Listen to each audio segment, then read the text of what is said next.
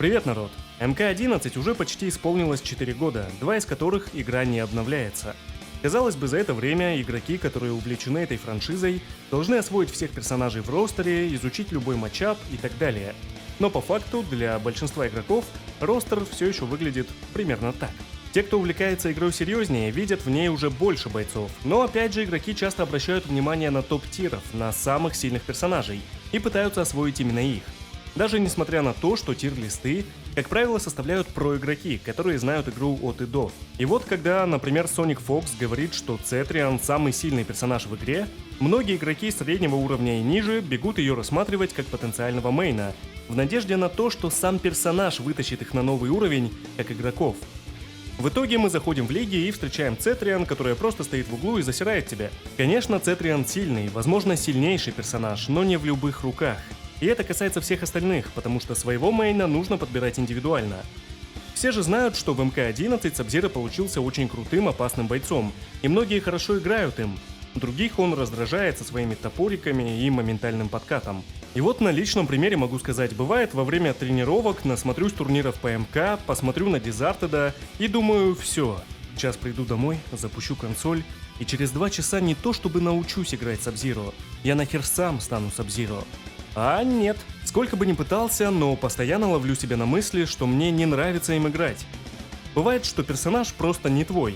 Он может нравиться сам по себе, но играть им не хочется.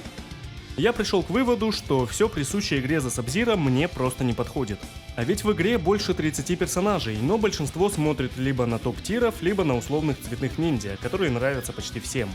А на их фоне теряются персонажи, которые действительно могут подойти тебе. Для меня одним из таких внезапно оказался Барака. Признаюсь честно, я вообще забыл о его существовании, потому что встречается он крайне редко, за него особо никто не играет, да и на оффлайн турнирах мы почти не видим его, а если и видим, то далеко до финала. И я вдруг задался вопросом, а почему? Так и родилась идея для этого ролика. Я думаю, что это станет отдельной рубрикой, поэтому сильно не цепляйтесь за название. Понятно, что на каждом персонаже кто-то играет, просто на одних очень много игроков, а на других мало.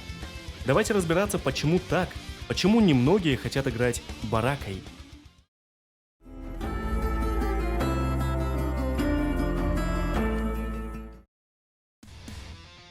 На моей памяти Барака никогда не был супер популярным у игроков, несмотря на то, что он появился еще аж во второй части и с тех пор нередко напоминал о себе.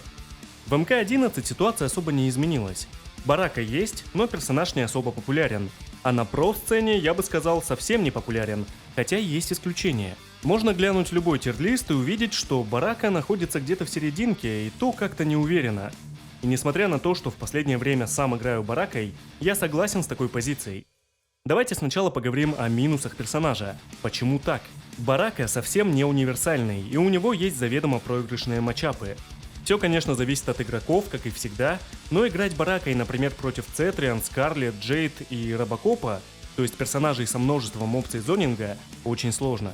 Нашему сегодняшнему герою крайне не хватает мобильности. Барака не умеет телепортироваться, хотя очень нуждается в этом, у него нет перемещающих спецприемов, и соответственно, когда его зонят, ему приходится просто блокировать и медленно подходить к противнику. Да чё уж там, даже не зонеры отстреливаются лучше Бараки, как и большинство в ростере. Вообще у перса есть пара спецприемов, которые позволяют быстро сократить дистанцию. Например, кровавый бросок, это командный захват, а также есть выпад с лезвиями. Но дело в том, что оба движения опасны, ведь под броском можно присесть, а лезвия просто наказываются при попадании в блок. То есть это плохой вариант для сближения. А Барака играет именно вблизи, нужно постоянно подходить к противнику и держать минимальную дистанцию.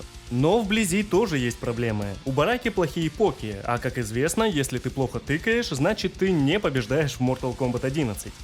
Поки можно улучшить, это единственная подобная возможность в игре. В режиме кастомизации можно выбрать способность, чтобы Барака использовал лезвие в воздухе и сидя. Но с другой стороны, это отдельная ячейка способностей, да и влияет она на длину тычек, а не на скорость. Бараке тяжело играть против персонажей, которые не подставляются обычными ударами, например, Спаун и Нубсайбот. Соответственно, Барака и зонить их нормально не может, и подходить опасно. А еще у Зубастого почти нет средних ударов, ну кроме коленки, но это небезопасно. Да, почти все его комбо начинаются с верхнего удара, кроме одного, которое начинается с ноги. Это нижний удар, он продвигает, но там довольно долгий старт, это вам не Сабзиро. Также оба обычных удара ногой тоже верхние. Несмотря на то, что чисто визуально вот этот удар средний, и нога даже прямо проходит сквозь голову противника, но нет, это верхняя, по факту бесполезная атака, и из-за нее можно словить больно в челюсть. Ну и просто вишенка на торте. У Бараки нет дефолтного армор-брейкера.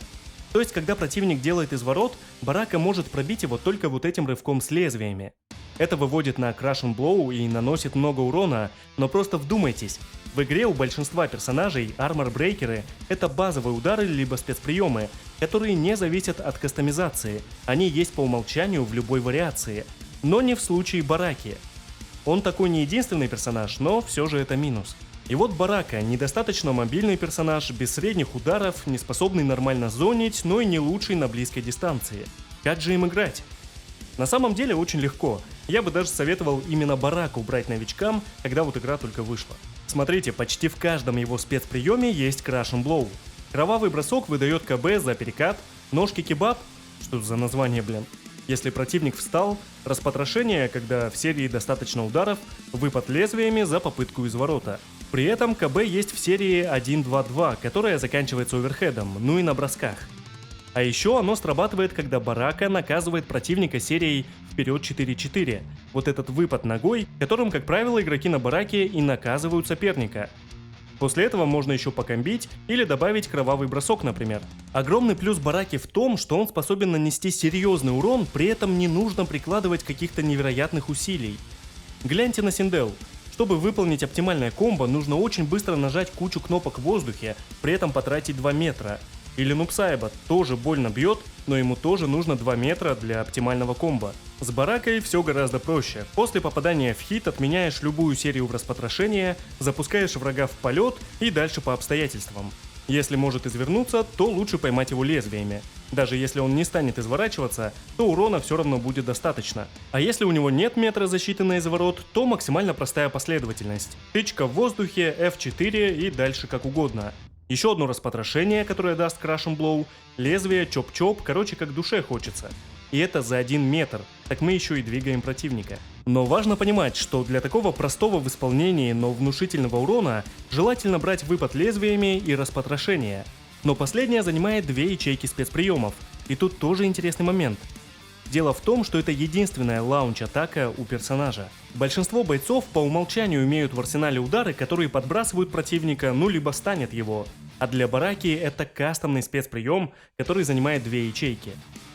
Противникам еще можно пожонглировать с помощью шипов, но для этого нужно загнать его в угол, и там еще хер знает, как должны звезды совпасть, чтобы метра у него не было и само комбо не дропнуть. Но это мы говорим про урон. Действительно, в этом плане Барака один из сильнейших персонажей в МК-11. Он может хорошо снимать здоровье, и для этого не надо выкручивать пальцы и привыкать к таймингам, все интуитивно. И это, пожалуй, одна из причин, почему персонаж часто в середине тир-листов, а не где-то внизу. Это его плюс. Но еще он умеет в миксапы, и это, наверное, самая раздражающая кастомка, в которую входят кровавый бросок и ножки кебаб. Кровавый бросок — это командник, который протягивает Бараку вперед, но под ним можно присесть и, соответственно, выдать в челюсть. Но в совокупности с кебабом это способ заставить противника угадывать, что ты сделаешь дальше. Например, серия F2-1 отменяется в кровавый бросок, и когда Барака попадает этими ударами в блок, он уже заставляет противника угадывать, что будет дальше. Если не отпустить блок, можно поймать захват, а если отпустить, то Барака может отменить серию в кебаб, а это нижний удар. Плюс ко всему, он еще и немного отталкивает в блок, поэтому Барака может безопасно тыкать лезвиями в ноги противника. Как вариант, тут можно попытаться выпрыгнуть, но если ждет нижний удар, то удачи чё. Важно знать, что далеко не все удары эффективно отменяются в бросок. Если Барака попадет в хит, а не в блок той же серией, то он просто подпрыгнет к противнику, но захват не сработает. Поэтому тут еще нужно смотреть, пропустил противник удар или блокирует. Например, удар коленом F4 тоже можно отменить в бросок, только это вообще не имеет смысла. Но можно и в кебаб отменить, так тебя не накажут. Дело еще в том, что некоторые серии Бараки имеют дырки для чистого блока, и лучше их никогда не заканчивать. Например, F2-1-2 и 1-1-2. А вот если их отменить в кебаб, то противник ничего не сможет сделать. Но так передается инициатива. Это, конечно, очень раздражающая кастомка Бараки, и она привносит элемент угадывания, что, на мой взгляд, не очень хорошо, но игра это позволяет. Тут важно понимать, что речь идет не о про-сцене и не о про-игроках, там Бараку лучше вообще не брать. Не стоит забывать, что Барака полностью сохраняет инициативу, даже когда противник в нокдауне. У него офигеть какая длинная и шустрая подсечка, есть прыжок с оверхедом и опять же кровавый бросок. Поэтому многие, видя это движение на экране загрузки, вставая подпрыгивают, чтобы не попасть под бросок и перехватить инициативу. Но тогда можно словить оверхед. Если просто присесть, тоже. Если встать и постараться сбить летящего Бараку, а сбивается он в обоих случаях, но тогда по ногам может прилететь подсечка. А перекаты лучше вообще не делать, ведь по ним попадает кровавый бросок, еще и выдает крашен блоу. Соответственно, Барака такой персонаж, которому всегда нужно сохранять инициативу. Он хорошо подходит именно для агрессивной игры, я бы даже сказал мэшерской. Вот он как выглядит, так и играется. Важно не позволять противнику слишком отдаляться, постоянно идти на него и совсем немного включать голову, когда машешь лезвиями и планируешь закончить каким-то спецприемом. Кстати, серия с лезвиями, несмотря на то, что начинается с высокого удара, она неплохо достает, как и апперкот, кстати. У него еще есть движение с флагом, он может взять его в руки и бежать с ним на противника. При этом Барака получает офигенную броню. Можно стрелять по нему, пинать его, но он продолжит бежать, хотя урон, конечно, проходит. И казалось бы, вот прикольная опция антизонинга, а нет. Во-первых, чтобы ее использовать, нужна еще одна ячейка спецприема, а во-вторых, нужно еще умудриться успеть поставить флаг и добежать с ним, попутно не проиграв. Поэтому флагом никто особо не пользуется. Ну и вот, у персонажа хороший урон, который, к слову, можно увеличить с помощью флага еще на 20%. Можно сделать из него такую небольшую миксап-машину, но это не те факторы, которые определяют силу персонажа в игре. Все-таки минусы, слабости Бараки тянут персонажа вниз. Наверное, поэтому игроки редко выбирают его. Что ж, я надеюсь, такой формат небольших роликов вам понравится, и мы продолжим. А пока не прощаюсь.